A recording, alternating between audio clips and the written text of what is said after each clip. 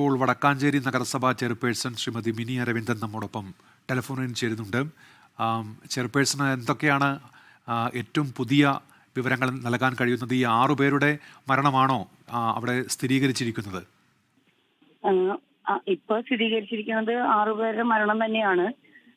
പക്ഷേ ആർക്കും അങ്ങോട്ട് എത്തിപ്പെടാൻ കഴിഞ്ഞിട്ടില്ല. ഇപ്പോഴും ഫയർഫോഴ്സ് വെള്ളം പമ്പ് ചെയ്തുകൊണ്ടിരിക്കുകയാണ്. ഇപ്പൊ അവിടെ സ്പോട്ടില് ഇപ്പോഴും തീ കത്തിക്കൊണ്ടിരിക്കുക തന്നെയാണ്. സ്ഫോടനത്തിന്റെ സൗണ്ടുകൾ ഇപ്പൊ കുറച്ച് കുറഞ്ഞിട്ടുണ്ട്, പക്ഷെ തീ കെട്ടിട്ടില്ല. 2 ഭാഗം മാത്രമേ തീ കെട്ടിട്ടുള്ളൂ. ഇപ്പോഴും തീ കത്തിക്കൊണ്ടിരിക്കുക തന്നെയാണ്. ഫയർഫോഴ്സിന് ഏകദേശം അടുക്കാനായിട്ടേ കഴിഞ്ഞിട്ടുള്ളൂ. വെള്ളം പമ്പ് ചെയ്തുകൊണ്ടിരിക്കുക തന്നെയാണ്. പക്ഷെ അവിടുന്ന് ആ സ്ഥലത്തേക്ക് എത്തി അവിടുന്ന് ഒരു രക്ഷാപ്രവർത്തനം നടത്താൻ ഇതുവരെ കഴിഞ്ഞിട്ടില്ല.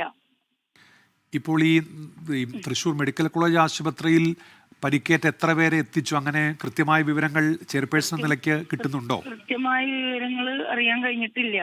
കൂടുതൽ ഇങ്ങനെ ആയിട്ടുള്ള മറ്റേ ബോഡി ഇവിടുന്ന് കൊണ്ടുപോയതൊക്കെ വളരെ വിഷമം ഉള്ളത് തന്നെയാണ്.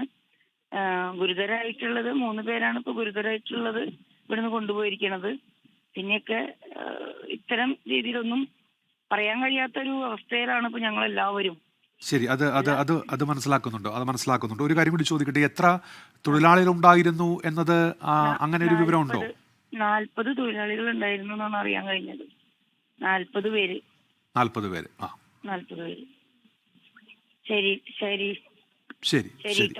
ശരി, ഓക്കെ. അപ്പം മിനി അരവിന്ദൻ വടക്കാഞ്ചേരി നഗരസഭാ ചെയർപേഴ്സൺ ആണ്.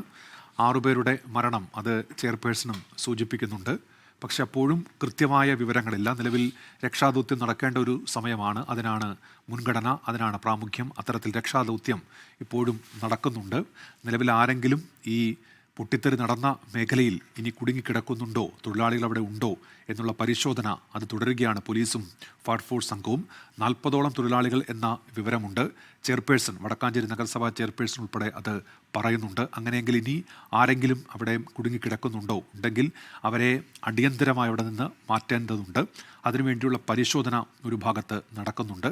അപ്പോഴും ഇടയ്ക്കിടെ ഉണ്ടാകുന്ന ചെറുപൊട്ടിത്തെറികൾ ഈ രക്ഷാദൗത്യത്തിന് വലിയ തടസ്സമായി നിൽക്കുന്നുണ്ട്.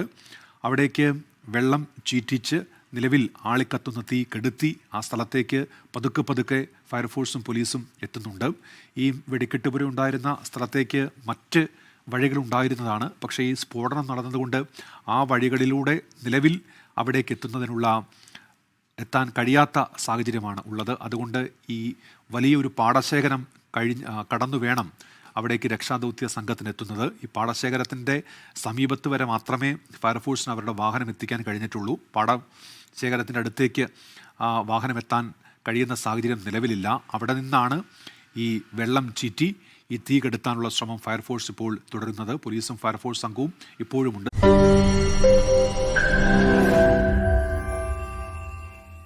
ലോകത്തെവിടെയായാലും ഏത് സമയത്തും 24 വാർത്തകളും ഓഗ്മെന്റഡ് റിയാലിറ്റി പാക്കേജുകളും എക്സ്പ്ലെയിനറുകളും വിശദമായി കാണാൻ ഞങ്ങളുടെ യൂട്യൂബ് ചാനൽ നിങ്ങൾക്ക് സബ്സ്ക്രൈബ് ചെയ്യാം.